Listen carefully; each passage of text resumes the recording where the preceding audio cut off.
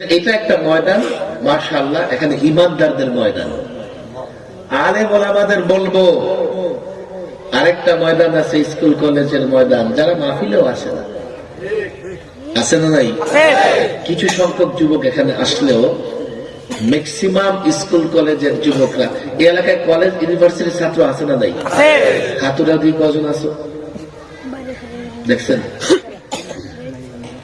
8 থেকে 10 জনের হাত নামান। বাকিদের ইসলাম দরকার আছে না নাই? আমাদের মাহফিল যদি ওদের পছন্দ না হয়, তোরা কার কাছে? ন্যাংটা পীরের কাছে যাবে, যাবে ওদিকে যায়, না এখানে আসে না কেন? ওদের অথচ কলেজ ইউনিভার্সিটির ছাত্রদের সবচেয়ে বেশি ইসলাম দরকার।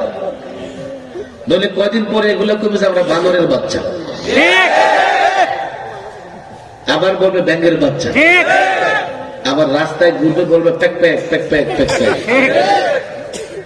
আবার দেখবেন কিছু ট্রান্সজেন্ডার বের হয়ে যাবে, মন চাইলে নারী, মন চাইলে পুরুষ। ওদের ইসলাম দরকার আছে না নাই? ওরা কিন্তু এখানে আসে নাই, ওদের কাছে ইসলাম পৌঁছানোর দরকার আছে না নাই?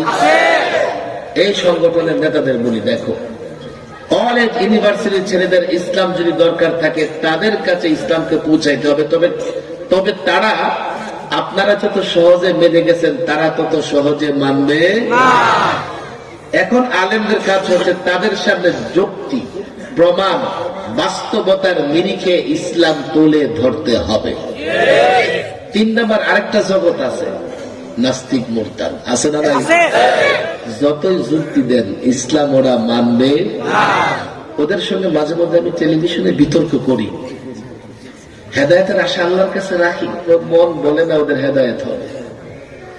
তারপরে যুক্তি তর্ক এই জন্যই করি যাতে ওরা ওদের সস্তা যুক্তি দিয়া জাতির যুবক, জাতির বৃদ্ধ, যাদের শিক্ষিতদের ঈমান নষ্ট করতে না পারে। কথা ঠিক না বেঠিক?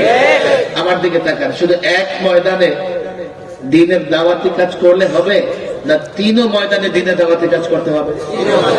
কয়টা ময়দান বলছি? একটা হলো ওয়াজ মাহফিল, একটা কি? দ্বিতীয়, কলেজ ইউনিভার্সিটির শিক্ষিত সমাজের কাছে ইসলাম পৌঁছানোর দরকার আছে কিনা?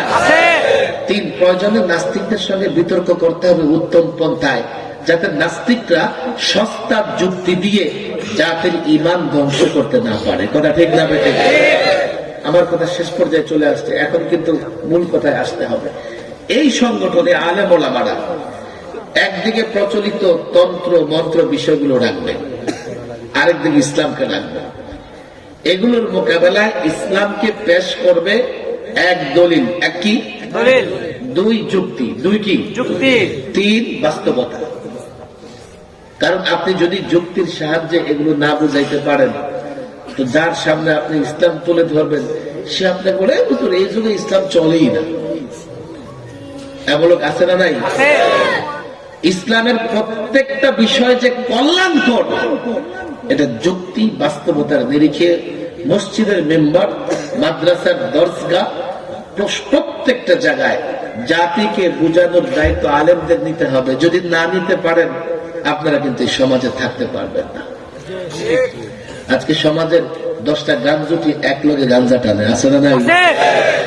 আপনি হারাম বলবেন, 10 জন আপনার উপরে এক লগে এসে আক্রমণ করবে। ইয়াবা করেরা এক জায়গায় বসে ইয়াবা খায়, আপনি হারাম বলবেন, তো ইয়াবা করেরা আপনার ইয়াবা খাওয়া ছাড়বে। ফেন্সিডিল ওলারা এক লগে ফেন্সিডিল ব্যবসা করে, সিন্ডিকেট আছে না নাই?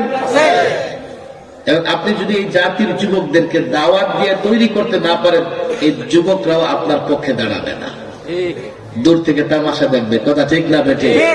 আমি আলেম ওলামাদের বলি, ছাত্রদের বলি, দাওয়াতের মাধ্যমে নিজের অবস্থান মজবুত হয়, সামাজিক শক্তি বৃদ্ধি পায়, এবং দাওয়াতি কার্যক্রম কন্টিনিউ করতে থাকলে পর্যায়ক্রমে সমাজ থেকে অন্যায়, অবিচার, হারাম যত কাজ আছে বিলুপ্ত হয়ে যায়।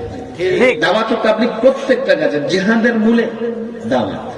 বুঝতে হবে, আপনি সিয়াসত করবেন, এর বলে দাওয়াত। দাওয়াতের মাধ্যমে লোকজনকে না বোঝাতে পারলে আপনি দ্বীনের কোন ময়দানে কাজ করতে পারবেন না। এই জন্য আমি আলেম ওলামাদের বলি, আমি একটা দাওয়াতি কাজ করতেছি, তবে এটা পূর্ণাঙ্গ দ্বীনের দাওয়া, পূর্ণাঙ্গ দ্বীনের তালিম। পূর্ণাঙ্গ দ্বীনের তালিম পূর্ণাঙ্গ দিনের দাওয়া, এবং এটা রূপরেখা বাস্তবতার নিরিখে। ইসলাম তুমি মানবা, দুনিয়াতেও সফল, আখিরাতেও সফল। কথা ঠিক না বেঠিক? আমি আলেমদের বলি, এইভাবে ইসলামকে যুক্তির নিরিখে যদি জাতির সামনে পেশ না করতে পারেন, জাতি কিন্তু আপনাদের কথা গ্রহণ করবে না। আর বলেন কোথায় ইসলাম মানলে ধনী হওয়া যায় না? ইসলাম মানলে কি ধনী হওয়া যায়? যায় না? তো ইসলাম মানতে সমস্যা কি? ইসলাম মেনে ব্যবসা করলে লাভ হবে কি হবে না? ইসলাম মেনে ব্যবসা করলে দুনিয়াতেও লাভ হবে, আখিরাতেও কি হবে? ইসলাম মেনে রাজনীতি করলে দুনিয়াতেও নেতৃত্ব দেবে, আখিরাতেও কি করবে? এগুলোই যুক্তি বাস্তবতার নিরিখে জাতিকে বুঝাইতে হবে, তাহলে জাতি ধীরে ধীরে ইসলামের দিকে চলে আসবে। আল্লাহ তাবারক ওয়া তাআলা আমাদের সকলকে বিষয়গুলো বুঝার তৌফিক দান করুন। ওয়া মা তাওফীকি ইল্লা বিল্লাহ ওয়া মা আলাইনা ইল্লাল বালাগ।